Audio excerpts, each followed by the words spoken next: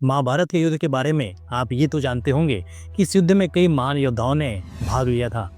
लेकिन आपको ये नहीं पता होगा कि इस युद्ध में पांडवों और कौरवों की तरफ से राक्षसों ने भी भाग लिया था। इनमें से एक राक्षस की कहानी हम आपको बताने जा रहे हैं, जो कि कोई और नहीं, भीम का पुत्र घटोत्कच था। ये एक ऐसा महान योद्धा था जिसकी पराक्रम और शक्ति ने कौरवों की सेना में खलबली मचा दी थी। चलिए जानते हैं इसके बचपन और उससे जुड़ी हुई कहानियों के बारे में। ये किस्सा बहुत ही दिलचस्प है, लेकिन इस वीडियो में आगे बढ़ने से पहले कृपया हमारे चैनल हिंदू क्वेस्ट को सब्सक्राइब कर दें और इस वीडियो को अंत तक देखें।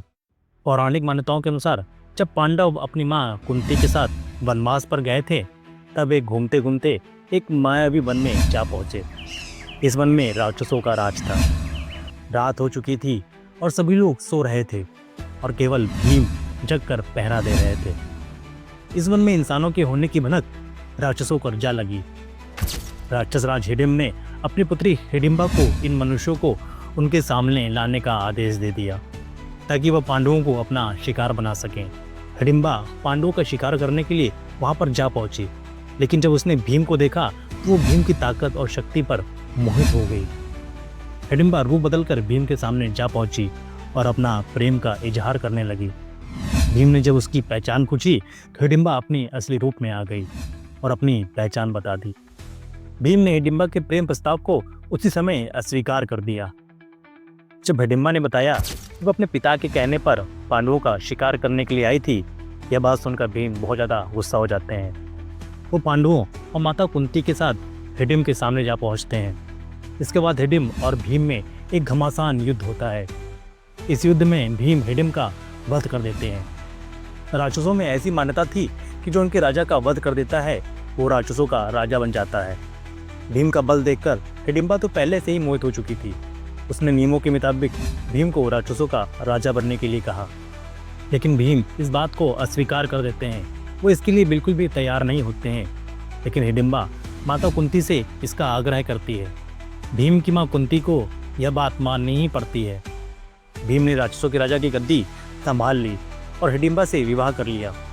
दोनों ने एक पुत्र को जन्म दिया, जिसका नाम घटोत्कच रखा गया। घटोत्कच मनुष्य और राक्षसों दोनों को मिश्रित संतान थी, इसलिए वह बलशाली होने के साथ साथ ही मायावी शक्तियों से परिपूर्ण था। जन्म के समय उसके सिर पर बाल नहीं था, इसलिए उसका नाम घटोत्कच रखा गया। जन्म लेने के बाद वह तुरंत ही बड़ा हो गया, क्योंकि वो तो एक मायावी राक्षसी की संतान था। भीम ने घटोत्कच को राक्षसों की गद्दी पर बैठाया और हिडिंबा को उसके साथ छोड़कर वहां से प्रस्थान कर गए। भीम के विवाह के विषय में यह भी कहा जाता है कि माता कुंती ने हिडिंबा से विवाह का प्रस्ताव स्वीकार करने से पहले ये बता दिया था कि भीम उनके साथ हमेशा नहीं रह सकते, लेकिन जरूरत पड़ने पर भीम वहां पर आ सकते हैं। घटोत्कच ने भी अपने पिता को वचन दिया था कि जब भी उनका नाम 3 बार पुकारा जाएगा, वो उनके सामने प्रकट हो जाएंगे। जब महाभारत का युद्ध अपने चरम पर था और पांडवों की सेना धीरे धीरे कमजोर पड़ने लगी थी, तो पांडवों को ऐसी महाशक्ति की आवश्यकता थी जो कौरवों की सेना को परास्त कर सके। तब पांडवों को घटोत्कच की याद आई। ये वही समय था जब घटोत्कच युद्ध के मैदान में उतरे थे। कौरवों के लिए वह किसी भी बुरे सपने से कम नहीं था। अपनी अद्वितीय शक्तियों से घटोत्कच ने युद्ध के दौरान कौरवों के कई प्रमुख योद्धाओं का वध कर दिया था। उनका विशाल रूप और युद्ध कौशल कौरवों के मन में डर की लहर पैदा कर रहा था। घटोत्कच की वीरता युद्ध के मैदान में अतुलनीय थी। उनके समान दूसरा कोई नहीं था। वो जब मैदान में आए तो कौरवों के सबसे ताकतवर योद्धाओं को एक के बाद एक मारने लगे। उनकी गदा की ताकत इतनी थी कि उनकी आंखों के सामने जो कुछ भी आता वह उसका सर्वनाश कर देते थे। उनके युद्ध कौशल ने कौरवों की सेना में एक खलबली मचा दी। चारों तरफ हाहाकार मच गया। सब लोग घबराने लगे कि अब यह क्या करेगा। और पांडवों के लिए यही एक समय था जो कि बहुत निर्णायक था। घटोत्कच की ताकत के सामने कौरवों की सेना विफल होती जा रही थी। तब दुर्योधन को कुछ नहीं सूझा और उसने कर्ण को घटोत्कच का सामना करने के लिए भेज दिया। कर्ण ने अपने शक्तिशाली शस्त्रों से तो वैसे कई राक्षसों का वध किया था, लेकिन घटोत्कच सबसे अलग और सबसे ज़्यादा मायावी था। उसके अंदर तो भीम की भी शक्ति समाई हुई थी। कर्ण के पास इंद्र का दिया हुआ एक दिव्यास्त्र था, जिसका वार कभी खाली नहीं जाता था। यह दिव्यास्त्र इंद्र भगवान ने कर्ण की सेवा से प्रसन्न होकर दिया था और ये भी कहा था कि सिर्फ उसका इस्तेमाल वो एक ही बार कर सकता है। उसने इस दिव्यास्त्र को अर्जुन के लिए बचा कर रखा था। ताकि वह उससे अर्जुन का वध करेगा। लेकिन कर्ण के सामने एक ऐसी विकट परिस्थिति थी कि वो समझ ही नहीं पा रहा था कि उसे करना क्या है।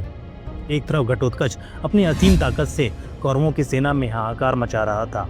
वो चारों तरफ विनाशी विनाश लेकर आया था।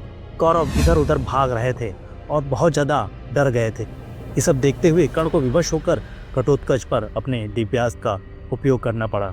लेकिन घटोत्कच मरते हुए भी पांडवों का भला करते गया। जब उसे तीर लगा तो उसने अपने शरीर को इतना बड़ा विशाल बना लिया, कौरवों की एक अक्षौहिणी सेना को उसने अपने शरीर के दबाव से ही मार दिया था। और मरते मरते उसने पांडवों और भीम को अपने बलिदान का एक दर्द भी दे गया। घटोत्कच का बलिदान हमें यह सिखाता है कि सच्ची वीरता केवल युद्ध कौशल में नहीं होती, बल्कि अपने धर्म और परिवार के लिए भी खुद का बलिदान करना ही पड़ता है। घटोत्कच की कहानी आज भी हमें प्रेरित करती है कि कभी भी किसी भी परिस्थिति में अपने कर्तव्यों से भागना नहीं चाहिए और हर हाल में अपने प्रियजनों के लिए लड़ना ही चाहिए। घटोत्कच का बलिदान महाभारत का एक ऐतिहासिक और प्रेरणादायक क्षण है। एक राक्षस ने अपने बल और आत्मबल से पांडवों को विजय दिलाई थी। अगर आपको घटोत्कच की वीरता और बलिदान की कहानी प्रेरणादायक लगी हो तो हमारे चैनल हिंदू स्क्वेयर्स को सब्सक्राइब करना ना भूलें, ताकि हम इसी तरह के इंटरेस्टिंग वीडियोस आपके सामने लाते रहें। धन्यवाद।